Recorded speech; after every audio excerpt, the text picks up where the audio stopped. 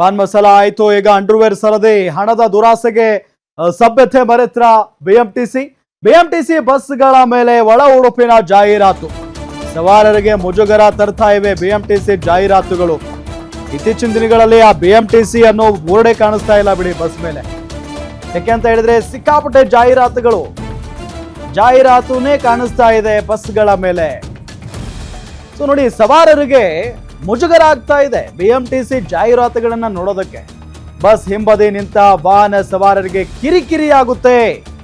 ದುಡ್ಡಿನಾಸೆಗೆ ಮನಸೋ ಇಚ್ಛೆ ಜಾಹೀರಾತು ನೀಡ್ತಾ ಇದೆ ಬಿಎಂಟಿಸಿ.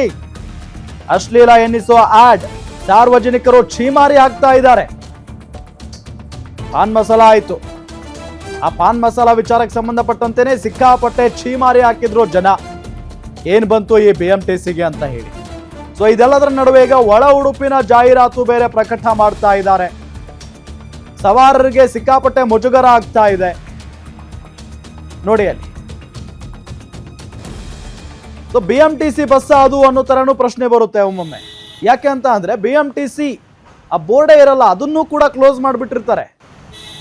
ಆ ಅಕ್ಷರಗಳು ಕೂಡ ಕಾಣಿಸಲ್ಲ, ಬಿಎಂಟಿಸಿ ಅಕ್ಷರಗಳು. ಸೊ ಅದನ್ನು ಕ್ಲೋಸ್ ಮಾಡಿ ಈ ತರ ಆಡ್ಸ್ ಅನ್ನ ಅಲ್ಲಿ ಅಂಟಿಸಿರ್ತಾರೆ. ಅಂದ್ರೆ ಬಿಎಂಟಿಸಿ ಅಷ್ಟೊಂದು ಹಾಳಾಗಿ ಹೋಗ್ಬಿಡ್ತಾ ಅಂತ, ಅಷ್ಟೊಂದು ನಷ್ಟದಲ್ಲಿದೆಯಾ ಅಂತ. ಹೌದು, 100%. ಯಾಕೆ ಅಂತ ಅಂದ್ರೆ ಈಗ ಸರ್ಕಾರ ಫ್ರೀ ಬೇರೆ ಕೊಟ್ಬಿಟ್ಟಿದೆಯಲ್ಲ. ಸೊ ಹಂಗಾಗಿ ಬಿಎಂಟಿಸಿ ನಷ್ಟದಲ್ಲಿದೆ, KSRTC ಕೂಡ ನಷ್ಟದಲ್ಲಿದೆ, KKRTC ಕೂಡ ನಷ್ಟದಲ್ಲಿದೆ. ಬಟ್ ಹಾಗಂತ ಈ ರೀತಿಯಾದಂಥ ಆಡ್ಗಳಿಗೆ ಅನುಮತಿ ಕೊಡ್ತಾರೆ ಅಂತ ಅಂದ್ರೆ ನಿಜಕ್ಕೂ ಕೂಡ ನಾಚಿಕೆಗೇಡಿನ ಸಂಗತಿ.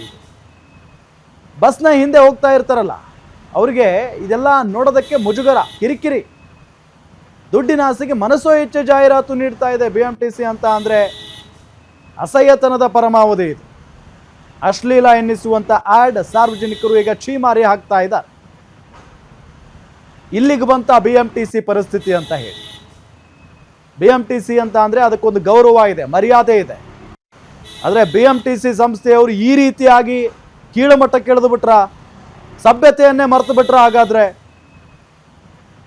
ಸಭ್ಯತೆ ಅನ್ನೋದೇ ಮರ್ತು ಬಿಟ್ವ ಬಿಎಂಟಿಸಿಯ ಸಿಬ್ಬಂದಿಗಳು. ಅಂದ್ರೆ ಪಾಪ ಬಸ್ ಚಾಲಕರು, ನಿರ್ವಾಹಕರು ಅಲ್ಲ, ಮೇಲ್ಗಡೆ ಕೂತಿರ್ತಾರಲ್ಲ ಅವರು. ಇದಕ್ಕೆಲ್ಲ ಅವರೇ ತಾನೇ ಪರ್ಮಿಷನ್ ಕೊಡೋದು.